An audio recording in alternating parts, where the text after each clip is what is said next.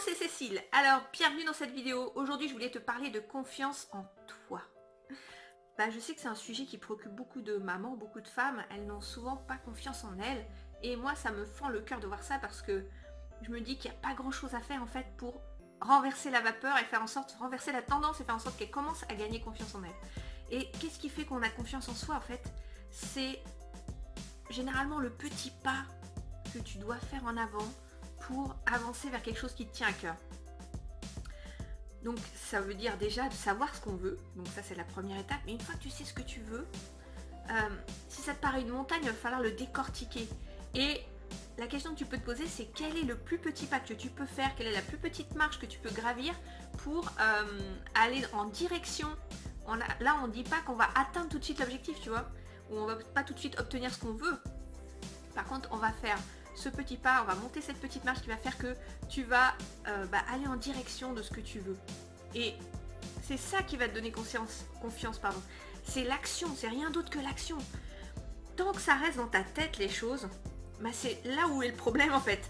C'est que tant que ça reste dans ta tête, c'est du virtuel, c'est de l'illusion. Dans ta tête, tu as quelque chose qui est l'imagination qui te permet de faire des choses fabuleuses, mais qui te permet aussi parfois de te freiner, de te restreindre, de te limiter parce que tu ne t'es pas autorisé à faire ce petit pas. Alors peut-être que le petit pas c'est des choses simples. Je vais donner un exemple. Moi je vais marcher tous les matins. Et le petit pas, pour que je puisse le faire, c'est déjà d'avoir des chaussures de marche. Ça paraît tout bête. Mais si tu as des chaussures pourries ou si tu les as pas préparées pour la veille, pour le lendemain, le matin quand tu vas te lever, qu'est-ce qui va se passer? Il y a tes enfants qui vont te solliciter, tu vas chercher tes chaussures, ouvrir le placard, ça va faire du bruit, ça va réveiller ta famille, ils vont venir te voir et boum, tu vas dire ce matin je suis pas allée marcher parce que y a mon petit de 6 ans ou de 4 ans qui est venu me voir au moment où j'allais partir. Mais oui, parce que t'as pas préparé tes affaires à l'avance, c'est tout bête. T'aurais préparé tes affaires, tu les aurais mises dans l'entrée, t'aurais préparé tes vêtements pour aller marcher. Donc tu regardes la météo qui va faire, est-ce qu'il va pleuvoir demain ou est-ce qu'il va faire beau, etc. ou est-ce qu'il va faire froid. Je vais prévoir mes affaires, je les mets dans l'entrée de ma maison. Si tu as un garage, tu les mets dans le garage. À l'endroit en fait où ça fera pas de bruit, où tu vas pouvoir sortir de chez toi sans faire de bruit comme une petite souris. Et voilà, et tu pars. Et voilà, tu peux toujours évidemment expliquer à tes enfants que c'est le temps de maman, mais quand ils sont jeunes, c'est vrai qu'ils vont pas forcément comprendre, et puis toi, ça va te fendre le cœur, puis peut-être que tu vas dire, non, je peux pas y aller, je peux y aller, et puis tu vas rentrer dans ce cercle vicieux, en fait, où tu vas dire, ah mais tu vois, c'est toujours comme ça, à chaque fois que j'essaie de faire un truc, ça marche pas, ça, c'est des excuses bidons. Excuse-moi de te le dire comme ça, mais c'est la réalité, parce que tu n'as pas préparé, c'est qu'une question de petite préparation. Et c'est pas grave, là je te donne un exemple pour aller marcher, mais c'est valable pour tout. Si tu n'as pas préparé à l'avance, tu fais ton petit plan dans ta tête, ou tu l'écris, c'est encore mieux.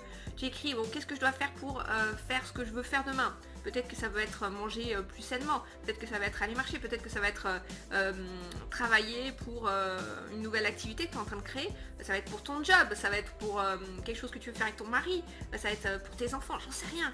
Ce qui compte pour toi. Mais en tout cas, tu décortiques, tu fais ce premier petit pas, et tu prépares tes affaires, tu prépares ce dont tu as besoin pour faire ce tout premier petit pas.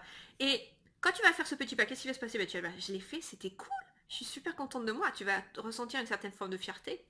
Et tu vas prendre confiance comme ça. C'est en faisant qu'on prend confiance, c'est rien d'autre. Si tu ne fais pas, tu perds confiance. Et tu vas dire, j'y arrive jamais, je suis nulle.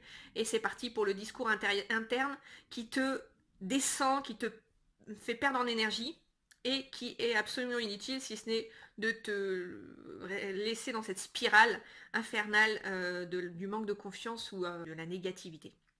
Donc tu as compris, petit pas, passe à l'action, prépare tes affaires, prépare ce dont tu as besoin et je compte sur toi pour gagner cette petite dose de confiance et à partir de là tu vas pouvoir construire d'autres actions qui vont faire que tu vas gagner encore plus confiance jusqu'à ce que tu te sentes bien.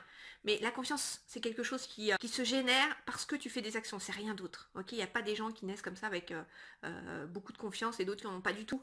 On peut aussi quand on a beaucoup de confiance en perdre de temps en temps et c'est ok tu vois.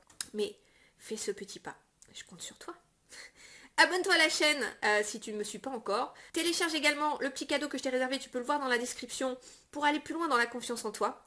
Et je te dis à très vite pour une prochaine vidéo. Bye bye.